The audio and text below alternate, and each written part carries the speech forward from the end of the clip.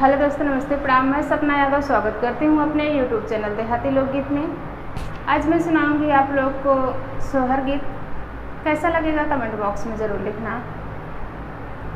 अंगने में ठाड़े हैं पियवा तो धान आया, रज करे धान आया, रज करे हो पिया कौनो तरह बरही मानावा ननद जिनबो लावा ननद जिनबो लावा हो पिया कौनो तरह बरही मानावा ननद नाबो लावा ननद नाबो लावा हो पहिरी ओढ़ी पिया निकले तो धना जी पूछन लागी, धना जी पूछन लागी हो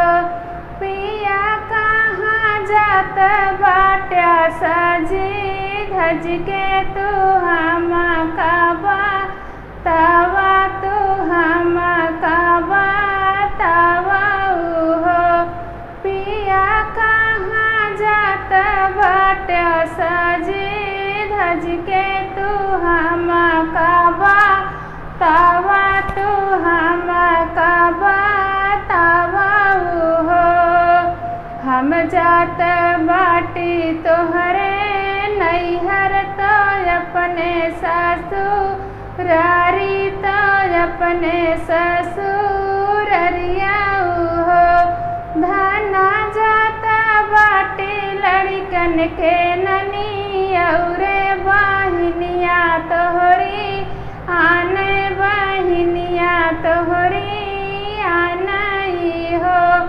धना जाता बाटी लड़कन के ननी औरे बहिनिया तोहरी आनई बहिनिया तोहरी आनई हो इतनी बचन सुनी धना तो मन मन हर सई तो मन मन हर साई बहुत खुशिया भाई बहुत खुशिया भाई हो सखी पिया पहुँचे बहिनी के देश बहिनिया अपन आनई बहिनिया अपन आनई हो बहिनी पिया पहुँचे बहिनी के देश बहिनिया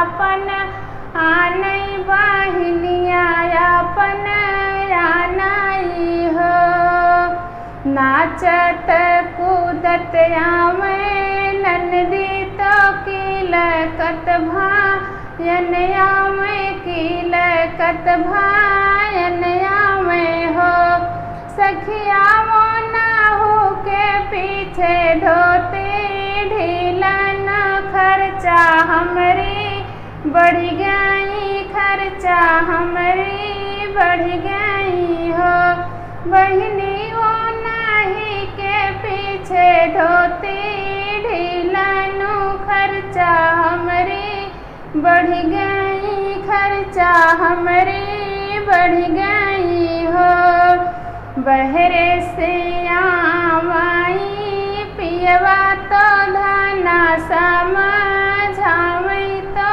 धना समझावई हो धना आवत बाटी बहिनी हमारी गर्भ जिनी बोलियो बिरह जिनी बोलियो हो धना आवत बाटी बहिनी हमारी गर्भ जिनी बोलियो बिरह जिनी बोलियो हो धना आवत बाटी बहिनी हमारी आदर बई ठायु आदर से बैठाई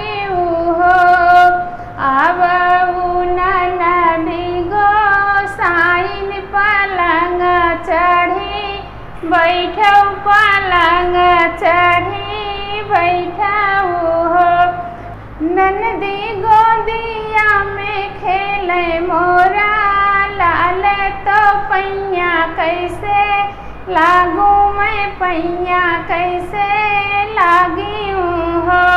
ननदी गोदिया में खेले हमरे, लाल मैं पैया कैसे लागू मैं पैया कैसे लागी हो। बैठी ननदी खाट खाटलवा भाती जवा दुलारई भाती जवा दुलारई हो। बहिनी हंसी हंसी पालना झो लावई तो ललना खेलावई तो ललना खेलावई हो। बहिनी हंसी हंसी पालना झूलावई तो ललना खेलावई तो ललना खेलावई हो। कमर पहिरा में कर धनिया, गले में सोने का सिकड़ी, गले में सोने का सिकड़ी हो। ननदी लाल का पहिरावई का पड़वा तो भारी मुखिया, शीशे तो भारी मुखिया शीशई हो। ननदी लाल का पहिरावई का पड़वा तो भारी मुहैया, शीशे तो भारी मुहैया शीशई हो। ननदी लाल के लगावई का जरवा तो भारी मुहैया, शीशे तो भारी मुहैया शीशई हो। ननदी लाल के लगावई का जरवा तो भारी मुहैया, शीशे तो भारी मुखिया शीशई हो। अंगने से उठी है ननदी तो भौजी से रज करे, भौजी से रज करई हो। भौजी दाई डारा हमारा तो नगवाला लनवा के जन्मे, ललनवा के जन्मे से हो।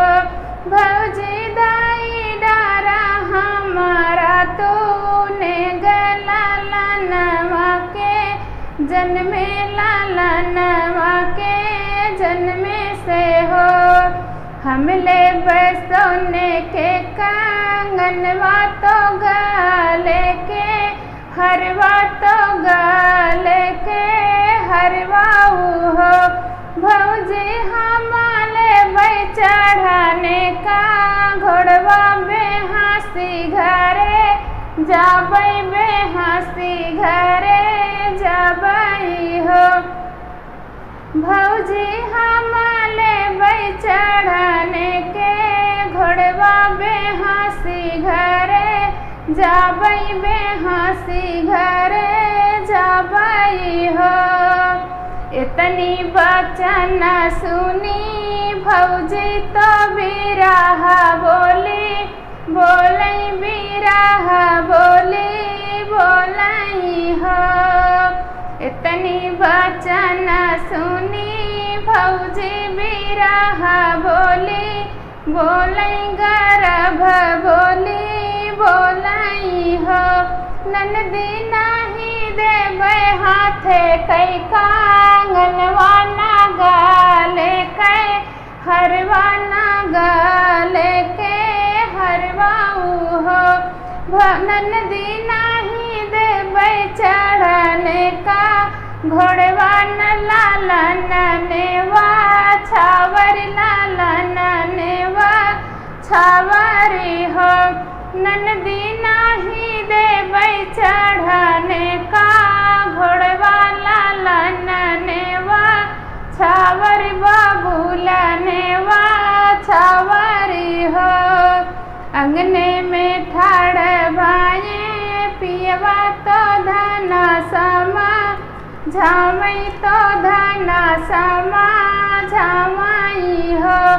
धना दाई बाहिनी काने ग बाहिनी दूला रैतिन बाहिनी ससुर रैतिनी हो धना दाई डारा बाहिनी काने ग बाहिनी दूला रैतिन बाहिनी ससुर रैतिनी हो धना दाई दे तू बहिनी का कांगनवा दूसर लाई औ बई दूसरा तुहका लौ भाई हो नहीं देवे हाथे कै कांगनवा ना गले बीच हरवा ना गले बीच हरवाऊ हो पिया नहीं देवे चढ़ाने का घोड़वा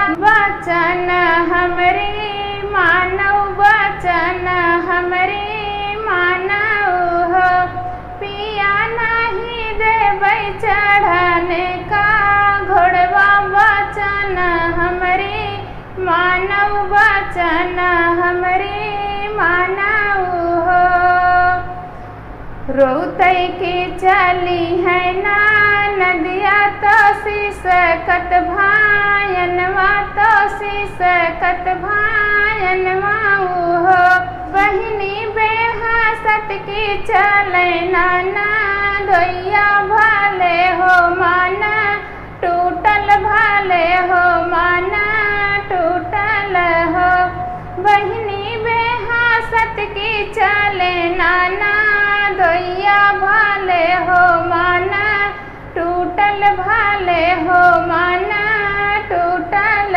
हो जिनिरोवा हमारी तूरनिया तो आऊ धनिया तू आऊ धनिया हो रानी लाई औवई हाथे कै कांगनवा तो गले के हरवा तो गले के हरवाऊ हो रानी लाई ले बई चढ़ाने का घोड़वा नहीं हरता जी दे तू नहीं हरता जी देती हो रानी लाई ले बई चढ़ाने का घोड़वा नहीं हरता जी दे तू नहीं हरता जी देती हो अगला गए सोने के कांगनवा बाजार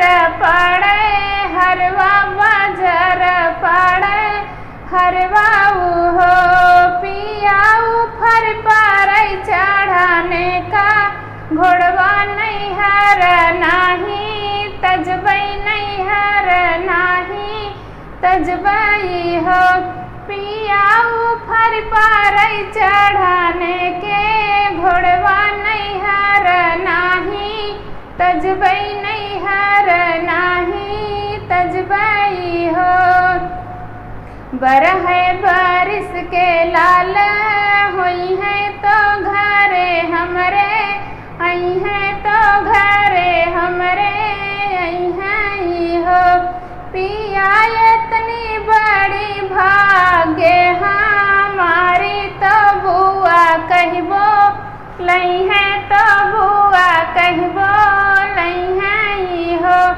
पिया इतनी बड़ी भाग्य हमारी तो बुआ कहबो लई है तो बुआ कहबो लई है हो। धन्यवाद दोस्तों। यह सोहर गीत कैसा लगा कमेंट बॉक्स में ज़रूर लिखना।